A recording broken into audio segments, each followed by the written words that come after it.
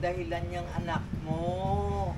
Ang sabihin mo, ayaw mo lang talagang laban yung mga gamit ko. Bakit ka mo? Dahil tamad ka. Na hindi naman po sa ganun. Lalaban ko pa rin naman po yung mga damit niyo eh. Nakikiusap lang po ako. Baka po pwedeng unahin ko lang po muna yung kay Baby Jengje. Nakikiusap lang po ako. Ang dami mo pang sinabi.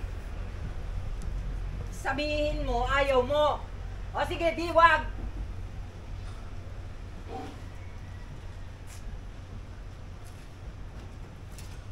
Ah!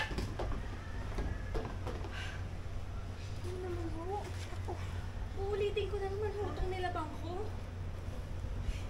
Eh, sorry naman, hindi ko naman sinasadya eh. Siguro, karma lang ang tawag dyan. Kasi ang sama-sama ng ugali mo eh. Oh, hindi ko talaga maintindihan kung ano nakita ng anak ko sa'yo.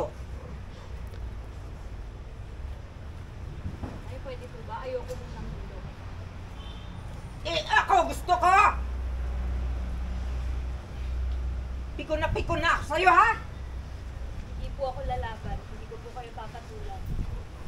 Hindi, pumatol ka! Pumatol ka dahil sawag-sawa na. Pinutol! Pinutol.